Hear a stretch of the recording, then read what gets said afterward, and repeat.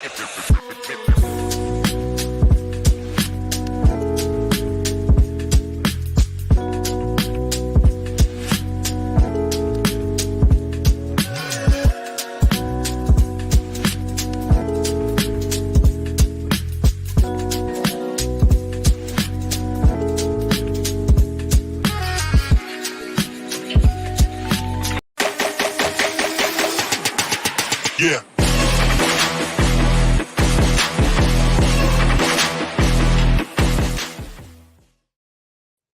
To listen to the AZ Wildcats podcast, I'm Mike Luke, joined by the boss, Saul Bookman. Saul, I like that. What is that, a teal green PHNX hat? A little teal hat. No, not PHNX, just a little branded Bills little ditty. Oh, I like it. It looks very good. Very good. Now we got a lot to get to the show. We're going to talk Anthony Dell'Orso. We're going to talk Saul's top 5 point guards in U of A history. He is going to make the case for Parker Jackson Cartwright in the top 3. No, that's this not brought up before. And we got to give a big shout out to Jacob Franklin. I apologize to Jacob Franklin. I texted Jacob Franklin at 7 yesterday when it was his day off. I misunderstood him. Jacob Franklin, I apologize. Salute emoji to you. But first, Saul Bookman, Anthony Dell'Orso. I am in on this. You get this kid from Campbell. Shoots almost 40% from 3, 20 points per game, 6 rebounds. And here's the cool thing. He's totally cool coming off the bench and playing whatever he wants. He told the coaching staff, he's like, yeah, man, whatever you think that I can do, help me. I say, get me all kinds of bench players like that. Yeah, 1,000,000%. He's a good player. He's a good player. Yeah, I know he played at a lower division, but or a lower conference, but good all-around player. Can shoot from the outside, can drive to the hole. He's got good vision. I definitely like him as an offensive skill set add to this team. Yeah, and the thing is too, when you add somebody like that, I'm totally cool with it. If he's your 8th guy or whatever, totally okay with it. Like, people are talking about Ced Henderson, from a couple years ago. Ced was probably a little bit miscast as a starter, but if Ced your 7th guy, absolutely sign me up for that. Now, again, they're totally different players, but I am in on this. This is also really cool though, too, because he was going to commit to TCU and U of A reached out to him and they're like, hold off for a day. And then he says, sure, I'll hold off for a day. How about I commit in a day? And that's exactly what happened.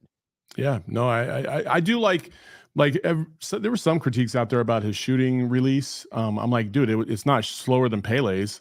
Right. Or Pella's. Right. So like, I like it. I think he's a good player. Like from all the film I watched in the last couple of days, there's not really much to complain about. And typically these guys that are at those lower divisions can elevate their play because they're practicing against much better competition day in, day out. So that helps, number one. And number two, your skill set, knowing that you're going into a program that has high expectations and it has a very viral basketball community. Right. You have to lift your game anyway. So those two things should elevate him anyway. And hopefully he becomes a very, solid addition consistently, because consistency is the big word here, that we can get on the offensive side. This is also very good insurance for Joson Seinon. We've been talking about it a little bit. Seinon's obviously fantastic, but the deal with Joson Seinon is this is insurance in case he doesn't show up. Here's the deal. Joson Seinon wants to be a one and done. Totally get that. But if you got Caleb Love and you got KJ Lewis coming back, he's not starting. He wants to go to a place where he can start. This is Arizona essentially saying we need to cover ourselves in case he doesn't show up, because they don't want to be caught empty-handed. They want, when you're at Arizona, you want to be able to compete for championships. And if you can get a player from Campbell that averaged 20 and 6, and he's got multiple years of eligibility, not just one, you take that. If Seinon still wants to come, absolutely sign me up. But this is also the U of A coaching staff doing their due diligence. I think it was a very smart move by them, because this guy also isn't roster filler. You can totally see him being a contributor and being a contributor for a couple years. Absolutely. You don't know how these prospects are going to work out when they transfer, but for a majority, it's been hard to see a lot of former U of A players that came from a smaller school that did not develop into a very good player. That doesn't really happen with us. Right. So I like, and plus Tommy's so great at developing talent. Like he's been like that his entire career. So I'm happy with this decision. I agree with you. You need to have somebody as a backup just in case Seinon doesn't come in. Now, if I was Joson, I would still come to the U of A, because why not? You're going to compete. And listen, if you think that, I know you want to start, that's all well and good. But the biggest thing is can you develop? Right. And I think when you're looking at this program, you can still develop. So St. should still come here because he's going to be able to develop into a high level prospect. And if you don't like competition, then okay, maybe you can go somewhere else where you are going to be assured that you'll be a starter. But it's not going to be like that when you get to the NBA. Like you know, if you want to be a one and done, you know, sometimes you're going to start off the bench in the NBA too. So you got to be used to that. And look at Kentucky. The Kentucky is littered with players that, and granted, it's not Calipari, but Kentucky's littered with players that are some of the best players in the league that didn't even start when they were at Kentucky or were kind of like 10 point per game guys. Look at Shea Gilgeous. Look at, Tyler Hero. Look at Bam Adebayo. Look at Devin Booker.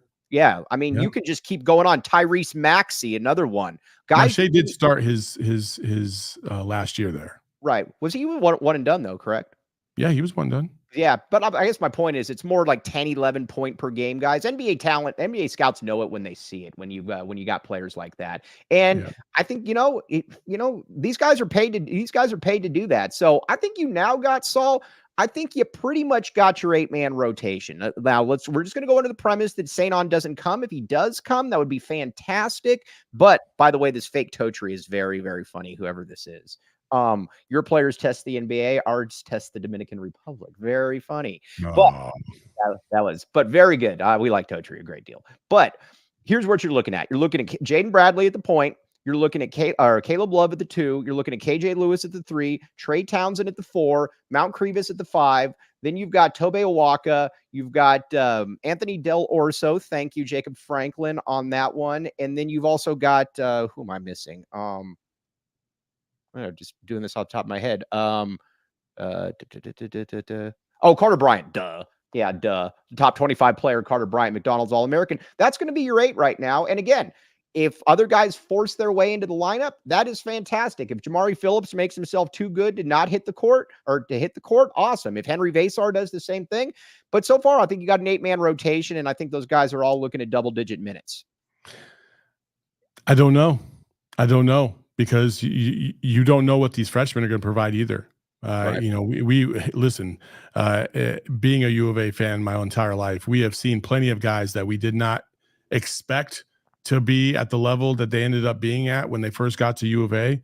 And then they ended up being one of the better players in sometimes in some cases program history. You look at a guy like Gilbert Arenas, when he came to the program, like not a lot of people knew who he was. He didn't have a lot of love nationally, but Lute knew, and he became one of the better players in the country. So like when we're talking about, the Phillipses and stuff, like, you don't know, but I do like the veteran core that we have so far, guys that have at least a year of an experience. That's what you got, basically what you got to point to in terms of veteran leadership. And I like where they sit. Yeah, I like where they sit a lot, and I think somebody that people need to understand, he's going to be a big passer, and one of the coaches confirmed this. Trey Townsend averaged 3.5 assists. They think that he might average 4 or 5 assists per game at Arizona. We very much like Trey Townsend fitting in there. So again, there's a lot to like, and we talked about this yesterday, Saul. You look at the preseason top 10 next year, there are preseason top 10s, and I believe that ESPN has 4 Big 12 teams in the top 5. That's wild. So you got Kansas, you got Houston, you got Baylor, Iowa State, and Arizona was merely 10. So that's wild. Yeah, I mean, this is about to be a lot different. Now, our good friend Shane Diefenbach believes. Our good friend Shane Diefenbach believes that ASU can be the 6th team in there. So no, he doesn't. He did. Yes, he said it on the show. He said it was their ceiling. I said they could be the 6th team. That's their ceiling. I didn't say they would be. I mean, everybody gets lucky. I was going to say top 25 possibilities for ASU. We will get to back. Are we really going there right now? I like it. I think it's funny. Makes me laugh. Go watch the highlight. But either way, 4 of the top 5 teams in the preseason top 5. That is awesome. And and that's not even including teams like Cincinnati, TCU. I almost said Cincinnati again. Schools that are Kansas State, schools that are probably going to be NCAA tournament teams as well. So let's look at that. Now, Tounde Yessoufou. I've watched much Tounde Yessoufou. I believe we have a highlight of Tounde Yessoufou. This is true, Jacob Franklin. Yeah, he's a solid player, man. I love how physical he is. He's a super athletic kid. He definitely has a little bit of grit and grime to him. He's a dog. He absolutely is a dog. Like he'll talk out there. He's strong, physical, both at the rim, from the perimeter, can shoot. Like he's a good player, like a really good player. I'm very excited to see this kid coming if he does commit to U of A, because he's already one of my favorites, because he followed me on Twitter today. So Very already smart a fan man right here. And see that people like now Tounde is probably going to be a top 50 to 75 player nationally, because their whole thing is that they go off NBA projections. I always say this. I do not care about NBA projections when I look at it. I care what can you do at Arizona. That's what I look at. If you're a 6'5" wing and you can come into Arizona and you can be that dude and you can give me 3 solid years or whatever the case may be, what do I care if you're making money overseas or if you're playing in the NBA? So that means nothing to me. So if he's the 53rd ranked player because they don't view him as a little bit of having that kind of potential, I'm fine with that. I like him a lot too. I think he fits in very well in the Big 12, Saul Bookman. Yeah, absolutely. I hope he commits to us, because listen, he's 6'6", he's built. He's already built, and he hasn't even gotten to a college yet. Like, so you know how much he's going to trim up and really, strengthen up. Yeah, I mean, a bigger KJ Lewis is not out of the realm of possibility. Defensively, you want to see him tweak and get a little bit, better and fine tuned, and that will happen. That happens naturally when you get to college. They start to pick you apart and then they start to build you up. So I think that this is a promising prospect. I don't know if, again, like we don't know if he would start day one, but certainly has the ability and the physical attributes to be able to compete at a high level. So we'll see. Listen, I already like the kid. I watched about 16 different videos of his. The shitty part is usually you're seeing highlights, and it's tough to make that assessment just based off of highlights, because you'd like to see a game and see how he moves around the court, the things he does when he's not touching the ball and things of that nature. But from everything I've heard and read, solid kid, solid prospect, good player. So you can't go wrong with that if you're He's an excellent culture fit. That is the term that a lot of people like to use. I'm going to go poor man Stanley Johnson. I think he's a little bit more like that. I don't know that, which is not a bad thing. Again, he's that's not the worst thing in the world. It's not the worst thing in the world, but I wouldn't say a poor man Stanley Johnson. I don't think his game is quite like that. I think it's a little bit different. I think, honestly, I could see him being kind of like if he locked in on the defensive side, I could easily see him being one of those guys that makes it in the league, because he's got size, right? And at 6'6" and having that kind of size, like that's not easy to find. So you can look at like a Lou Dort type of player, but with a better overall offensive skill set. That's where I would probably lean to, because of his physical stature. Love Lou Dort. Hey, if he's Lou Dort, then that'd be a one and done type. I like Lou Dort. Lou Dort was one of the few ASU players that I actually enjoyed watching, and he was a steal for the Oklahoma City Thunder. I know I love a player from ASU. If I'm like, man, I wish Arizona had him. Yeah, no, exactly. Lou Dort was a dog. He was a dog. I think that's probably if I sit there and be like, man, if Lou Dort was at Arizona, he'd be like national top 10 player of the year. No, he really would. Now, I don't like it, though, because I think that the rankings are going on now where they're dropping Arizona kids. Carter Bryant is not the 26th best player in the country. I do not care what anybody says. Trash. That is stupid. We are having Carter Bryant's father on tomorrow. Deshaun Bryant makes his triumphant return to the show. By the way, Deshaun Bryant, one of his favorite memories is Reggie Geary dunking on him in high school. So they were playing. That's one of his favorite memories? Well, I mean, not one of his favorite, the one that he told me, and one of Reggie's favorite memories, because I bring it up to Reggie all the time. And I said, Reggie, like, do you have this video? And he says, I do have the video. So Mike, have you ever been dunked on? What's that? No, I got out of the way. I knew that. Listen, man, I would definitely get dunked on. So the key to life, Saul Bookman, is knowing your limitations. And I'm not going to challenge anybody. If Saul Bookman's coming down the lane, Mike Luke's getting out of the way. Now, if Jacob Franklin's coming down the lane, I'm taking the legs out. That would be much easier for me. That's the way that I look at it. But now let's talk about a little about. Somebody said Mary dunked on you last week. Oh, Mary Ruth Farrell. Mary Ruth Farrell has not commented since then. I don't know why. And the great thing about Mary Ruth Farrell is, here's the deal. Mary Ruth Farrell, for a year plus, was complaining on every single show. I can't stand this guy. He's a spaz. He's all over the place. He just likes stats and weird things. But she kept coming back. So then finally, when she said, get rid of him, cancel him, that's when I'm like, all right, this is stupid. Let's talk Mary Ruth Farrell. But you know what they used to, I don't know if you ever watched the Howard Stern movie. There was two reasons why people watched or listened to Howard Stern. One, because they wanted to know what kind of crazy off the wall thing he was going to say next. Two, because they hated the next thing that was going to come out of his mouth. Either way, they were listening, and that's all that matters. Well, it's like when Floyd Mayweather said, when people are like, man, your fights are boring, he said, you're still buying them. So, I don't know what else to say, man. And that's the pound for pound guy. But either way, Mary Ruth Farrell, we were just having fun. It is all fun and games. No need to. Oh, look at this. I send Shane to dunk to Mike. No getting my hands dirty. Now, Kyle Dodd has told me about Shane Diefenbach's game. So we will leave it there. Now, another player, Saul, that you got to know about and been talking about a little bit.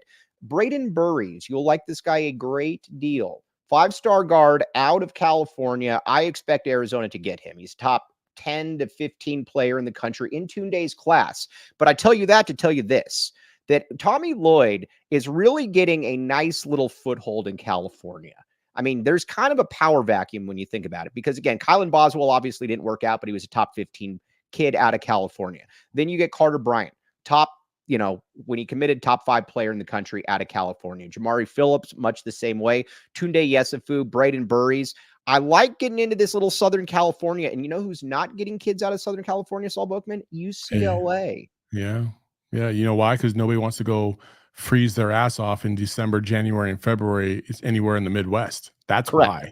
And why would you want to play for a coach that will call you stupid after the game and say, this roster isn't good enough for me to compete? Coach, that's on you, not on them. That's true. Nobody wants to play for Mick Cronin. Can you imagine wanting to? Can you imagine? Is there any kid out there that's like, man, that's the dude that I want to play for? No, you know who I'd send to Mick Cronin? Justin Spears. No. Like if listen, I love my kids, but like if I hated one of my kids, I would send them to Mick Cronin. Yes, I don't absolutely. hate my kids, so I would never do that. Yeah, exactly. No, I get it. I was going to say Saul, but you clearly love your kids because you were not advocating sending them to Mick Cronin. Now, there is one thing that I can say about you, though, being your love for the kids, and that is Circle K. I guarantee Saul Bookman on his time off has probably told his kids, listen, have you been to Circle K lately? Be honest, Saul. Yeah, every day. Now, just about every day. I went to Circle K earlier today, by the way, and I got one of these. I don't have it in front of me, but I got one of these gallon jugs of water. These things do great work for me. I also saw those chips, by the way. I'm going to get one of those, and I'm going to eat that on the show next time. Saul Bookman, when was the last time you went to Circle K? Yesterday, I got gas. All right, but Saul is part of the Inner Circle. Join Inner Circle for free by downloading the Circle K app today. Terms and conditions apply at participating locations. Visit CircleK.com for details. Okay, now we're going to talk a little Arizona baseball in a minute, but first, Saul, we are going to talk our top 5 point guards at Point Guard U, the University of Arizona. Now, let's work backwards. Let's go 5 to 1. How about that? Okay. Let's see it. All right. You want me to go first or you? You can give me your 5 first. All right, well, why don't we each do 5 in order? All right. I'm at 5. I'm going Jason Gardner. I agree with you. I think Jason Gardner is overrated. But here's where I go with Jason Gardner. He had 2 really, really good seasons. His freshman year, he was really good. And his junior year, when everybody left, when Gilbert Arenas left, when Richard Jefferson left, when Michael Wright, Lauren Woods, they needed him to take Arizona on his back. He averaged 21 points per game. He had got them a 3 seed, and he was one of the best players. That was his best year, and he was a second-team All-American. I believe Jason Gardner is also drastically overrated. I have never seen a player that shot so many shots, and people are like, well, it was 3 of 22, but man, you just know that next shot's going in. No, I don't know that next shot's going in. It's not going in. He was an overrated player, but I still respect what he did. How about you? What do you got? All right. I got TJ McConnell as number 5. Okay. TJ changed that whole culture around. He was the glue of those 2 phenomenal teams that unfortunately did not get to a Final Four. The best 2 teams to never get to a Final Four in school history, in my opinion. And he was the mainstay of that. And listen, man, when you look at where those teams ended up going outside of Aaron Gordon, no other player on those rosters ended up making it to the league and playing for a long period of time. So you got to really like what TJ McConnell brought to that team. He makes every team better, and he's such a likable guy. Right. Well-deserved. He should have been Pac-12 Player of the Year. And so right. Okay. TJ McConnell's number 5. No problem with that. No problem with that. Rick Trimmer, the great Rick Trimmer, in here with Matt Othick. That is not true. Well, we like Matt Othick a great deal. But shout out to his brother Trent Othick, by the way. Okay, now number 4, I'm going Steve Kerr. Steve Kerr is the, you know, if you're looking at the most influential players in school history, he's certainly he's in that discussion. Second team All-American. Obviously, the shot fell blank against Oklahoma State. A dude that shot 57% from 3-point range in his only year in college basketball when you were allowed to shoot the three. 15 points, 5.5 assists, less than a turnover a game. I go Steve Kerr at number 4. What say you, Saul Bookman? I also have Steve Kerr at number 4 as well. We are Right. on the same page with that. Steve Kerr, obviously, just part of that elite 1988 team, taking them to their first Final Four. Like, what's not to love? Right. And all right. Now, the top 3 are non-negotiable. I guess it just depends on which order you want. At number 3, I had a hard time with this, but I'm going Jason Terry at 3. I really debated this or somebody else there. Jason Terry, the epitome to me, my all-time favorite player at the U of A, because he could have gone anywhere else and started. Came off the bench, obviously, for a couple of years. National Player of the Year as a senior. Obviously, they got bounced in the first round, but just an all-timer. 22 points per game as a senior, 6 assists. And that was a team, Saul, that was not even preseason ranked to begin the season. And they ended up getting a 4 seed. Just the epitome of selflessness. It took way too long to get his jersey retired. As another person on this list, I think it took way too long as well, or it still hasn't happened. But Jason Terry to me is number 3. Big fan of JT, and I believe one of the top 2 NBA players in U of A history. Ooh, that's another take. We won't go down that road because I don't have time for that. But I will say Jason Terry being at number 3 was a tough one. I debated because, man, his senior year, obviously he contributed to the national championship team, number 1. But his senior year, I don't know if a U of A team has ever overachieved more than that team because they didn't have anything. And it was basically Jason Terry and a bunch of dudes. AJ Bramlett was on that team. They lost to all freshmen. It was on the Oklahoma Sooners in that tournament. Not a big fan of that. But Jason Terry was awesome. He was awesome that senior year, and that's what really elevated him. But I agree. I also have him at 3. I think we're going to be different on our number 1 and 2, though. Yeah, I got no problem with it because, again, I believe that you can make the case for either one of these guys. I am going at number 2. I'm going Damon. Damon to me was Damon Stoudemire was the West Coast Allen Iverson. That's the best way that I could put it. Damon was the dude who was in Clockers. Damon was the guy that he made Arizona, and I've always told this to Muehlbach. Damon Stoudemire to me, and it's a shame that his jersey is not retired. It is wild to me that his jersey is not retired. Damon Stoudemire is what made point guard use sexy. I get that Steve Kerr was here before, but nobody on the playground came up wanting to be Steve Kerr. No offense to Steve Kerr. They wanted to be someone like Damon Stoudemire. He was the first guy I've ever seen here that had a bunch of tattoos, had the game that he did, pulling up from the cactus. The only reason I don't have him at 1 is he was also a somewhat wildly erratic at times. 3 first-round exits during his time here, and he didn't play well in those 3 games. But Damon was the man. Damon is one of the top 5 players in school history, and it is insane to me when I look up at the rafters that Jason Gardner's jersey is retired, Damon Stoudemire's is not. What say you? Yeah, that's pretty wild. That is pretty wild. I actually have Damon Stoudemire number 2 as well. I think Damon Stoudemire had a terrific career. He played with some good teams there too. Like, let's not take that away. He had a great counterpart in Khalid Reeves, which obviously helps. But he was such an electrifying player. Like, he would, at his size, to be able to do what he was doing with such explosiveness is just, you don't see that every day. And I definitely think he should have his jersey retired. I'm still shocked that it's not. I got a stat for you, an NBA stat. Get a load of this, Saul. He was the first player in NBA history, 5'10" or over, to amass $100 million in career earnings. Wow. Yeah. That is a stat. That's pretty, not Dana Barros. Damon Stoudemire, my friend. But no, Damon was awesome. And Damon and Khalid, that was just awesome. That team that made the Final Four, I was devastated when they lost to the Final Four, but that Arkansas team was a little bit better. They were just, those Arkansas teams with Nolan Richardson were just insane. Fucking Alex Dillard still to this day. Yes, exactly, dude. Those Corliss two Williamson, big long threes, man. Oh, Darnell heartbreaking. Robinson. Who was Scotty Thurman, Corey Beck? Scotty Thurman with the most ugly jumper in the world in terms of ball spin. It's spun sideways. Right, exactly. No, Scotty Thurman. Oh, this is a P-Hoff. Now I'm curious to Mike's top 5. Just real quick, all you get is 3, but in no order. You get, Gilbert Arenas, Jason Terry, and Andre Iguodala, but that in no order. But that is a argument for another day. So. Number 1, Damon Stoudemire. Now there are, or not Damon Stoudemire, Mike Bibby. Now there are some folks. There are some folks at PHNX that when they have their list of the top 25 players in state history, or they don't have Mike Bibby on this list. I say they are wrong about that list, Saul Bookman. Listen. First of all, I was not in charge of that whole selection process, and the criteria and where we were sending these voting lists out were just it was like a majority, just nothing but Phoenix people, and we had a couple people down in Tucson. Some of them did not respond though in Tucson.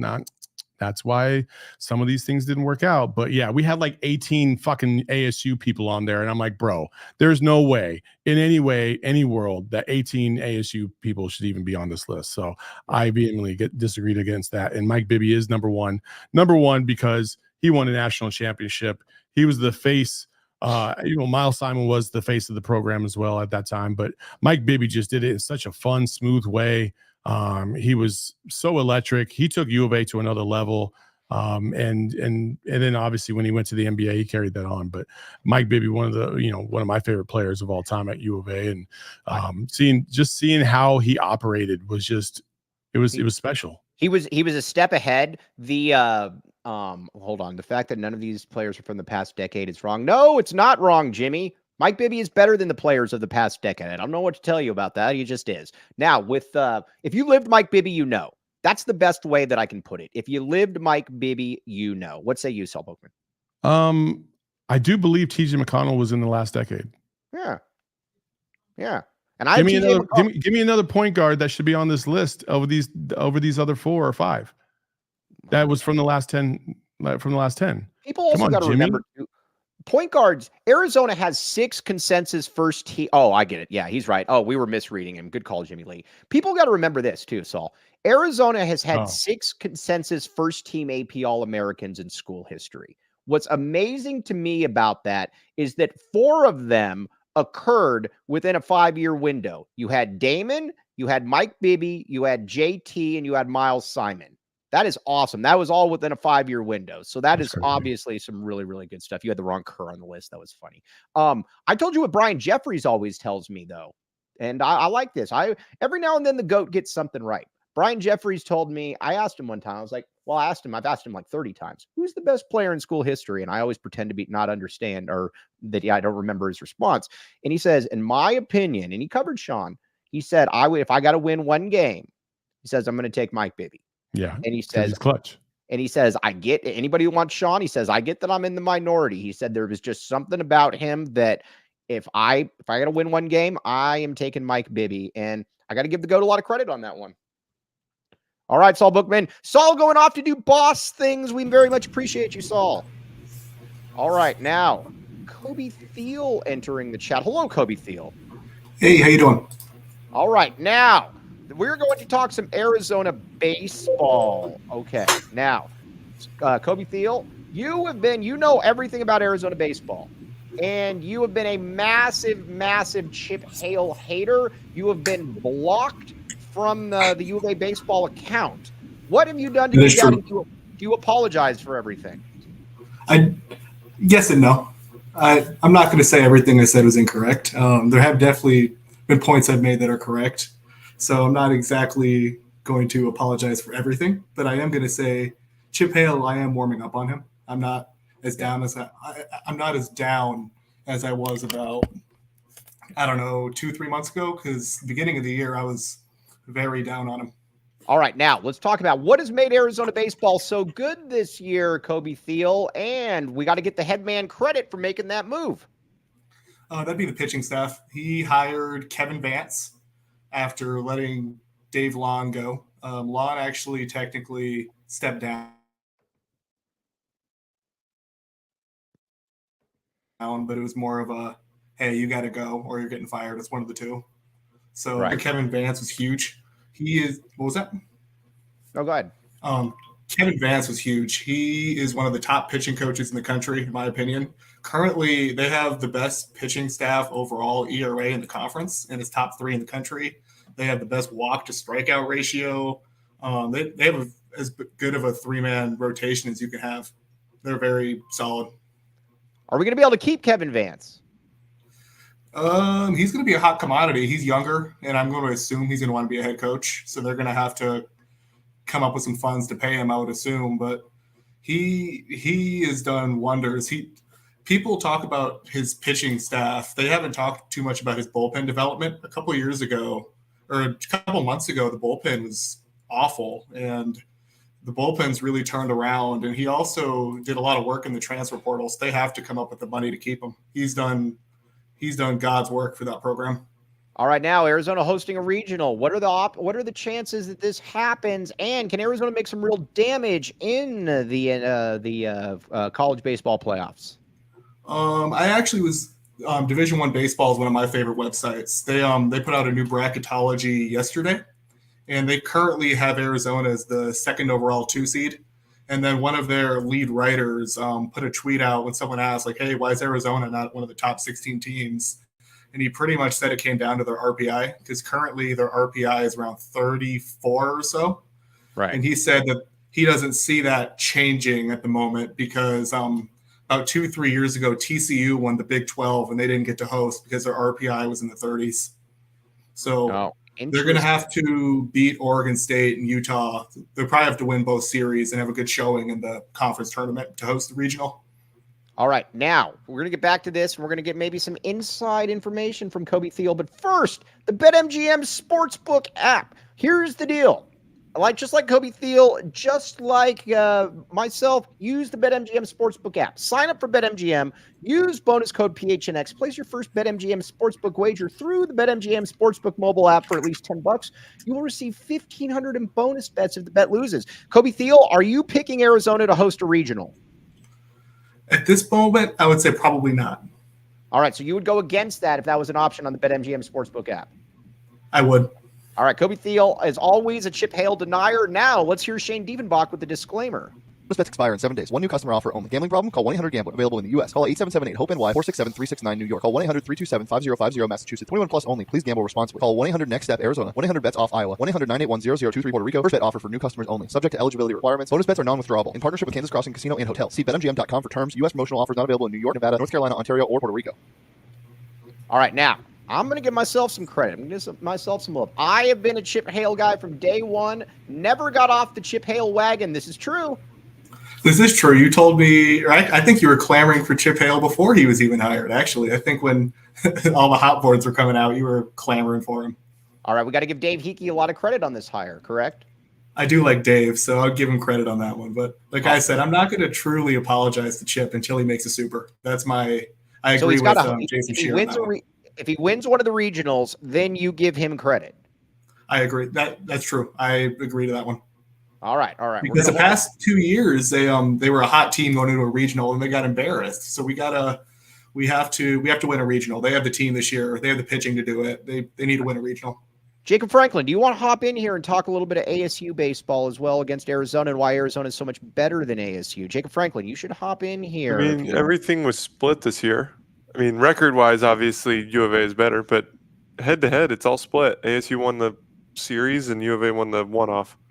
But Arizona's in much better shape, though, this season. It's true. ASU is on the outside looking in. They definitely have a chance to sneak into a regional, but they're going to have to pretty much play lights out for the rest of the year. All right. So you would rather have Chip Hale than Willie Bloomquist, correct? I mean, sure. It's hard to judge college coaches in this day and age, like especially in baseball, trying to figure out the NIL system is just impossible. All right. Well, recruiting in baseball is so difficult. It's not like football and basketball. You have to grind. I mean, recruiting, you're getting kids to commit when they're 14, 15, 16 years old. I mean, if you're uncommitted as a junior, senior in high school, for the most part, you're not exactly a Division I prospect. So it takes a lot of time to do these, to scout and to get kids to commit. It's not like football where you can look on 24/7 or look at rivals. Oh, so-and-so is this good. So-and-so is this good. You got to really get on the ground and recruit. And even then you might get a prospect and they might not even show up to campus. Yeah, the one thing I'll be really curious to see is when if the pitching coach gets another job down at U of A, if he gets another job, what that program looks like at that point. Because right now, ASU just has zero pitching at all. I mean, that's the downfall of this program and has been for the last 3 or 4 years under Willie Bloomquist. And it's hard for me to judge him on that because Willie Bloomquist was a position player. Like he doesn't, and obviously it falls on the pitching coach at that point. I think baseball is so unique in the fact that you can almost deviate blame from a head coach to an assistant coach, right? Like if you're watching basketball, like the head coach is calling the shots, assistant coaches help. But like when it comes to like baseball, it's you have your head coach who's a position player. He's not going to be the one teaching pitchers. Like he doesn't know how to do that. So it's a little different and hard to judge in that regard. Would you fire Willie Bloomquist to bring in Vance, Jacob Franklin? Like as a head coach? Yeah. I mean, I bring him in as a pitching coach. I don't know what he looks like as a head coach. I mean, every coach has such different roles that it's just hard to judge. I mean, like he's more so probably looking at pitching coach jobs at like Vanderbilt and stuff like that. But like obviously, it's growth is not linear per se in college baseball. All right. Well, all right now. Jacob Franklin, how far do you see Arizona going? And can you see Arizona winning at all? It's really difficult because I could see them go like look, you get hot at the right time, you make a run. The pitching is always helpful. Like I could see them making a run, but I've also watched them lose 24-8 to GCU, and GCU is lower than ASU in RPI. Like anybody can get hot on any given day. Like you could lose to a random low tier mid-major D1 school because they had the bats working that day. So it's really tough to gauge. All right, now let's talk a little bit about player development. The players that Chip has brought in, Kobe Thiel, how good have they been? The pitchers, like I said, I was talking about earlier, the bullpen, the beginning of the year, it was rough. It was just unbearable at times to watch the bullpen. But the past couple of weeks, the bullpen's really turned around. The one player I kind of want to highlight in terms of development, you can say I've been on him for a long time, a couple of years now. I've messaged you about him. Andrew Kane, he's a local kid out of Iron Ridge High School. I knew he was special when I was watching him play last year, and he smacked a triple because he's a lefty. He smacked a triple down the right field line, and then the next at bat, they gave him a curveball on the outside portion of the plate, and he took a triple down the other line. I knew he was special at that moment, but beginning of the year, he was a rotation guy. He wasn't playing too much, and past couple weeks, he's been a regular player, and he's been killing it. I mean, he hit that 450 bomb the other day. So his development's been really breathtaking to watch this year. It's been very enjoyable. Mikalakis at third base, he's not a third baseman, never been, and he's been killing it at third. He's developed into an awesome third baseman. So I got to give it to Chip that he has really worked the infield and really worked the bats development-wise. Jacob, you got to agree with all of this, correct? Sure. I mean, I'm watching the D-backs on the side too, so I got a lot of shows to do today, Mike. I can't be fully involved in this conversation. All right, that's fine. All right, Kobe Thiel, you have done an yeoman's work talking here about Arizona baseball. Can we get a my bad Chip from you? I told you I'm not going to give you that until they win the regional. But you will lead a my bad Chip movement, #movement, correct? I'll lead a my bad Chip movement. I will be the first to tweet it. You can text me, and I will be the first to tweet it if they win the regional. All right. By the way, AZ Wildcat, yes, a spacer. We have a spacer on the show. We do not like spacers on this show. We will have, every now and then, we're going to have Kobe on to talk some Arizona baseball, especially if they keep going. We like that. All right, now, no better time to become a PHNX diehard. Here's the reason why. You got Kobe Thiel and Erica Elday running the chat. They're talking about everything. Andy Bryant in there as well. AZ Wildcat fan, come join the Discord. All right, you'll finna like it. But on that note, a little bit of a shorter show today. Sure, we'll be back with you tomorrow. We are going to talk about Tounde Yessoufou and some other stuff. But on that note, for Kobe Thiel, for the great Jacob Franklin, I am merely Mike Luke. We'll be back with you tomorrow. You've been listening to the AZ Wildcats podcast. We all silly like the mayor.